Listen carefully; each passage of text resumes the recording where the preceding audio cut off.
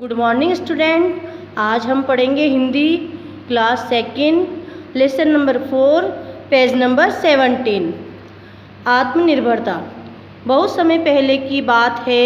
गेहूं के एक खेत में सारस पक्षी का जोड़ा रहता था। वहीं उनके अंडे भी थे। समय से उन अंडों में से बच्चे निकले।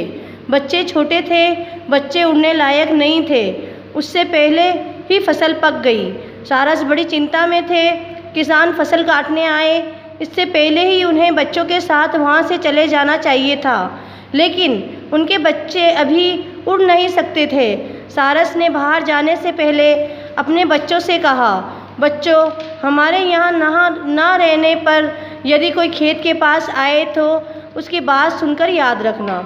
उसी दिन शाम को जब सारस भोजन लेकर बच्चों के पास वापस लौटा तो बच्चों ने कहा, आज किसान आया था।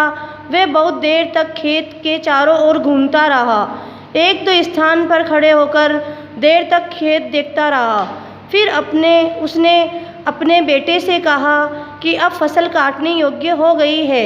आज चलकर गांव के लोगों से कहूँगा कि वे मेरे खेत की फसल कटवा दे। नेक्स्ट पेपर पे आ जाए।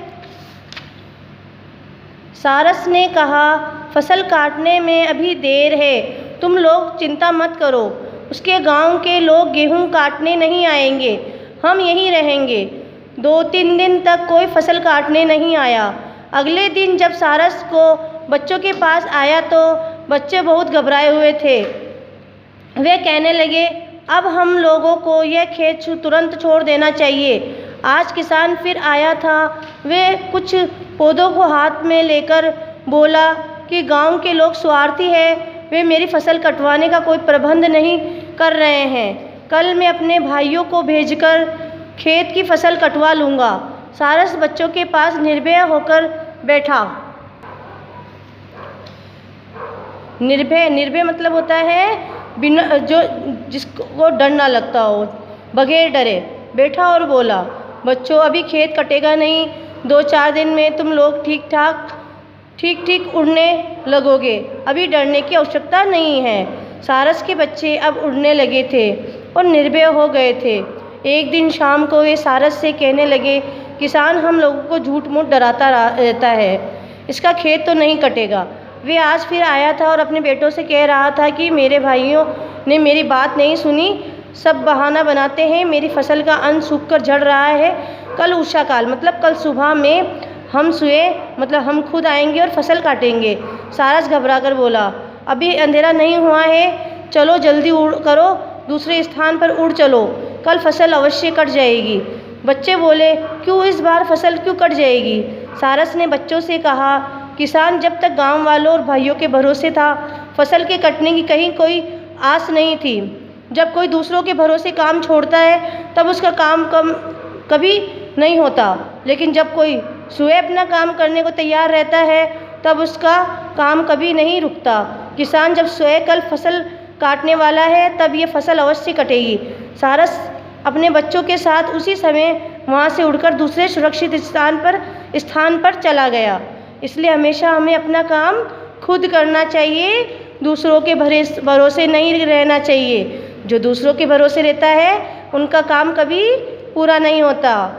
ठीक है बच्चों, अब हम आते हैं शब्दार्थ पर।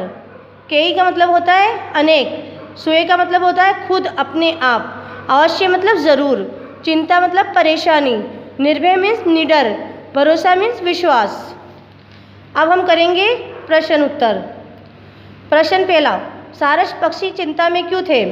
उत्तर, सारस पक्षी चिंता में थे क्योंकि फसल पक कर कटने को तैयार थी। उनके बच्चे उड़ना नहीं जानते थे। प्रश्न नंबर 2, किसान ने फसल पकने पर क्या कहा? किसान ने फसल पकने पर कहा, मैं गांव वालों से कहूँगा कि मेरी फसल कटवा दे। बाहर जाने से पूर्व सारस ने बच्चों से क्या कहा? बाहर जाने से पूर्व सारस ने बच्चों से कहा, बच्चों, हमारे यहाँ ना रहने पर यदि कोई खेत के पास आए तो उसकी बात सुनकर याद रखना। सारस के बच्चे निर्भय क्यों हो गए थे? बच्चे निर्भय हो गए क्योंकि वह उड़ना जान चुके थे। किसान फसल काटने नहीं आया था। सारस ने अंत में बच्चों से क्या कहा? सारस ने कहा, जो अपना काम स्वयं करते हो उसी का काम समय पर होता है। अब हम आएंगे सही उत्तर पर सही का निशान लगाओ। गांव के लोग कैसे थे? स्वार्थी थे, बुद्धिमान थे या ईमानदार थे? स्वार्थी थे। स्वार्थी पे आप टिक कर देंगे। दूसरा है, दूसरे के भरोसे कोई काम छोड़ने पर क्या होता है? काम जल्दी हो जाता है, काम नहीं होता है, या दोनों? तो ये आएगा काम नहीं होता है। अब आप नेक्स्ट पेपर पे जाएंगे।